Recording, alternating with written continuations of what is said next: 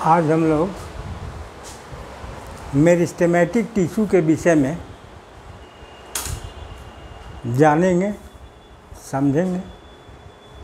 हम लोग जानते हैं कि टिश्यू दो प्रकार के होते हैं। एक होता है मेरिस्टेमेटिक और दूसरा परमानेंट। हम लोग जानते हैं कि कोई भी पौधा या जंतु, आज हम लोग पौधे के विषय में ही पढ़ेंगे। उसका बॉडी बना रहता है कोशिका से, जिसको सेल कहते हैं, और कुछ सेल्स जो ओरिजिन ऑफ फंक्शन, जिनका डिफरेंट टाइप होता है लेकिन ओरिजिन होता है एट ए टाइम, और उनका फंक्शन भी सेम होता। तो वैसे ग्रुप ऑफ सेल्स को जिनका ओरिजिन और फंक्शन सेम हो, शेप भले ही चेंज कर जाए लेकिन फंक्शन सेम रहता। टिश्यू का फंक्शन सेम रहता है। जैसे जाइलम टिश्यू डिफरेंट टाइप के सेल से बने होते हैं। पैरेन्काइमा होता है, बेसल्स होते हैं, जो भी है, टैकिड्स है, फ्लोएम है, उसमें भी डिफरेंट टाइप का पेनियल सेल्स हैं, सेप ट्यूब्स हैं, पैरेन्काइमा है। डिफरेंट टाइप्स ऑफ सेल्स होते हैं, लेकिन उनका एक ग्रुप होता है और उस ग्रुप को कहते हैं टिश्यू। क्या कि उनका फंक्शन सेम होता है। फंक्शन जाइलम में चाहे कोई भी किसी भी प्रकार का पैरेन्काइमा हो या टैकिड हो, उसमें वेसल्स हों, तो टाइप उनका शेप अलग हो सकता है लेकिन फंक्शन सेम है। Absorption of water xylem tissue का काम, और फ्लोएम का काम ट्रांसलोकेशन ऑफ सॉल्यूट्स, हम लोग जानते हैं। तो डिफरेंट टिश्यूज का ग्रुप होता है एक बॉडी के अंदर, पौधे के अंदर डिफरेंट टिश्यूज का ग्रुप होता है। Epidermal tissue, cortical tissue, endodermal tissue, central tissue, vascular tissue. Different tissues coordination के द्वारा एक दूसरे से और डिफरेंट फंक्शंस को परफॉर्म करने में सहायता करते। अब हम लोग देखेंगे कि मेरिस्टेम क्या। हम लोग जानते हैं, पढ़े भी, कि मेरिस्टेमेटिक टिश्यू वो ग्रुप ऑफ सेल्स हैं जो साइज में थोड़े बड़े होते हैं और जिनमें डेंस साइटोप्लाज्म होता है। और क्या होता है कि प्रोमिनेंट न्यूक्लियस होगा, स्पष्ट दिखाई पड़ेगा माइक्रोस्कोप में मेरिस्टेमेटिक टिश्यू का।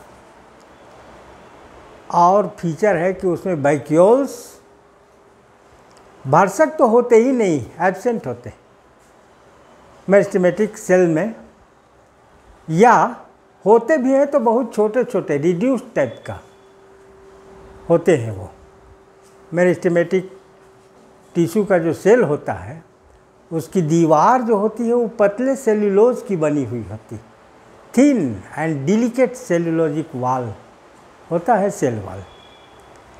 और उनमें इंटर से बहुत कम्पैक्टली अरेंज होते हैं। मेरिस्टेमेटिक टिश्यू में सेल्स जो हैं वो बहुत कम्पैक्टली अरेंज होते हैं, उनमें इंटरसेलुलर स्पेसेस नहीं होते।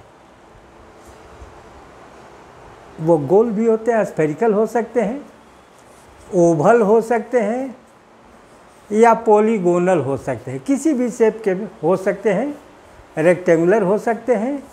ये मेरिस्टेमेटिक टिश्यूज़ का डिफरेंट शेप होता।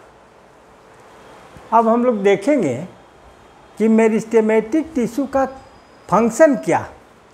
मेरिस्टेमेटिक टिश्यू का फंक्शन है पौधे में ग्रोथ करना, जैसे एपिकल टिश्यूज, जो एपिकल मेरिस्टेम है जो रूट के अपेक्स पर और शूट स्टेम के अपेक्स पर सबसे ऊपर, रूट के अपेक्स पर और स्टेम के अपेक्स पर सिचुएटेड होते हैं, रहते हैं, स्थित होते हैं, और वो इनका प्रकृति ही है मेरिस्टेमेटिक टिश्यू का कि वो बार बार डिवाइड करते रहते हैं, डिवीज़न के स्टेट में होते हैं। तो जब बार बार डिवीज़न होगा तो जो सबसे ऊपर वाला लेयर रहेगा स्टेम अपेक्स पर और रूट अपेक्स पर, वही मेरिस्टेमेटिक रह जाएगा, और जो बाद वाले, जो डिवीज़न के बाद वाले जो पहले वाले बचे हुए सेल्स हैं वो परमानेंट टिश्यू का रूप ले लेते, परमानेंट टिश्यू हो जाते। अब हम लोग देखेंगे कि जब मेरिस्टेमेटिक टिश्यू डिवाइड करता है तो किस प्रकार पौधे में ग्रोथ होती। सबसे पहले हम लोग जानेंगे कि मेरिस्टेमेटिक टिश्यू कितने प्रकार के होते हैं। मेरिस्टेमेटिक टिश्यू मुख्यतः दो प्रकार के होते हैं। एक तो डेवलपमेंट के आधार पर, और दूसरा पोजीशन के आधार पर। डेवलपमेंट के आधार पर जो होगा वो होगा प्रोमेरिस्टेम, उससे डेवलप करेगा प्राइमरी मेरिस्टेम, उससे डेवलप करेगा सेकेंडरी मेरिस्टेम। और पोजीशन के आधार पर सबसे ऊपर रूट का हो या स्टेम का हो, अपेक्स पर रहता है एपिकल मेरिस्टेम। और नोड्स पर जो स्थित होते हैं, जो ब्रांचेज वगैरह डेवलप करते हैं इनके डिवीजन के फलस्वरूप, उनको कहते हैं इंटरकैलरी मेरिस्टेम। और जो बीच में होते हैं, जैसे वैस्कुलर बंडल्स वगैरह के बीच में जो कैम्बियम होता है वो मेरिस्टेमेटिक टिश्यू होता है, उसको कहते हैं लैटरल मेरिस्टेम। जब एपिकल मेरिस्टेम में डिवीज़न होता है तो जब पौधा बहुत ही छोटा सीडलिंग स्टेज में होता है, उस टाइम अपेक्स पर बार बार डिवीज़न होने के बाद दो लेयर्स का डिफरेंशिएशन हो जाता है। ऊपर वाले जो एक दो लेयर्स हैं इनको कहते हैं ट्यूनिका या ट्यूनिकल टिश्यू। ट्यूनिका लेयर कहिए, ट्यूनिका। और उसके नीचे 4-5 लेयर्स होते हैं टिश्यू सेल्स के, टिश्यूज़ के, जिसको कहते हैं corpus layer. Tunica layer and corpus layer. Tunica layer LAYER और corpus layer LAYER, corpus layer. Clear. अब हम लोग देखेंगे कि ट्यूनिका लेयर से का जो बाहरी लेयर है, आउटर लेयर है ट्यूनिका लेयर का, यही बना देता है एपिडर्मिस। बाद में बार बार डिवाइड करता है ये, और ये बार बार डिवाइड करता है, और सबसे बाहरी लेयर जो है वही एपिडर्मिस का निर्माण करता है।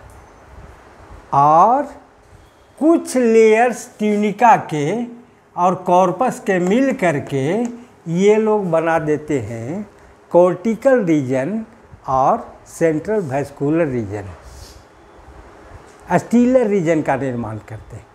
हम लोग थोड़ा देखेंगे कि ये तो एपिडर्मिस हो गया, इसके बाद हाइपोडर्मिस होता है, कॉर्टेक्स होता है। उसमें ये लेयर ट्यूनिका का कुछ लोअर लेयर के सेल्स और कॉर्पस के लेयर्स मिल करके ये लोग बना देते हैं कॉर्टेक्स, जनरल कॉर्टेक्स। उसके बाद एंडोडर्मिस यहाँ तक बना देते हैं ये सब, और उसके बाद फिर पेरीसाइकिल, और उसके बाद मेडुलरी रेज और वैस्कुलर बंडल में जाइलम फ्लोएम का निर्माण ये करते हैं।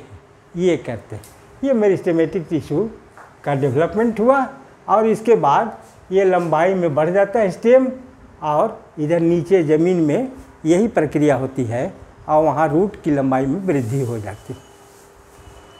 रूट की लंबाई और स्टेम की लंबाई एपिकल मेरिस्टेम से, और इंटरकैलरी मेरिस्टेम का जो टिश्यू है ये बार बार डिवाइड करके ये ब्रांचेज और लीव्स को ग्रोथ देता है, बढ़ावा देता है, उनका डेवलपमेंट करता है। और लेटरल मेरिस्टेम से वेस्कुलर बंडल्स का निर्माण हो जाता है, जाइलम फ्लोएम का, जो absorption of water and translocation of solutes में काम करते। अब हम लोग यही टाइप है मेरिस्टेम का। मेरिस्टेम में on the position apical meristem, intercalary meristem और लेटरल मेरिस्टेम। इंटरकैलरी से स्टेम, लेटरल से वेस्कुलर बंडल, एपिकल से अपेक्स में लंबाई में वृद्धि होती है पौधे के। और उसके बाद यहाँ on the basis of origin ये प्रोमेरिस्टेम जब सीडलिंग स्टेज में होता है, पौधा बहुत छोटा होता है, तो प्रोमेरिस्टेम का डेवलपमेंट होता है अपेक्स पर। ये प्रोमेरिस्टेम बार बार डिवाइड करके फिर प्राइमरी मेरिस्टेम का डेवलपमेंट कर देता है, बना देता है। ये भी 1-2 लेयर्स के होते हैं। और जब इनका प्राइमरी मेरिस्टेम का निर्माण हो जाता है तो फिर बाद में स्टेम में, डाइकोट स्टेम में खास करके सेकेंडरी मेरिस्टेम का निर्माण होता है, जिसको कहते हैं फैसिकुलर। वेस्कुलर बंडल के अंदर नीचे की ओर जाइलम, ऊपर की ओर फ्लोएम होते हैं और बीच में कैम्बियम होता है। ये डाइकोट स्टेम का चीफ कैरेक्टर है, कैम्बियम। यही कैम्बियम मेरिस्टेमेटिक टिश्यू होता है। मेरिस्टेमेटिक टिश्यू होता है। और ये मेरिस्टेमेटिक टिश्यू अगल बगल में इसके होते हैं मेडुलरी रेज के सेल्स, और ये पैरेन्काइमा के बने होते हैं। और इस कैम्बियम को कहते हैं फैसिकुलर कैम्बियम। Fascicular cambium. और बगल वाला जो सेल होता है फैसिकुलर कैम्बियम के, जो पैरेन्काइमा सेल्स होते हैं मेडुलरी रेज के, ये भी एक्टिवेट हो जाते हैं और बाद में एक रिंग का निर्माण कर देते हैं। तो इस कैम्बियम को जो परमानेंट टिश्यू से डेवलप किया, पैरेन्काइमा टिश्यू से, इसको कहते हैं इंटरफैसिकुलर कैम्बियम। इंटरफैसिकुलर कैम्बियम। फैसिकुलर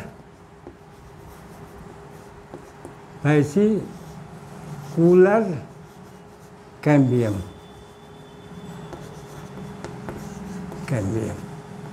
ये इंटरफैसिकुलर कैम्बियम ज्वाइन कर लेते हैं इसके साथ, फैसिकुलर कैम्बियम के साथ, और जितने भी वेस्कुलर बंडल्स होते हैं उसके साथ ज्वाइन करके एक रिंग का निर्माण करते हैं, जिसको कहते हैं कैम्बियल रिंग।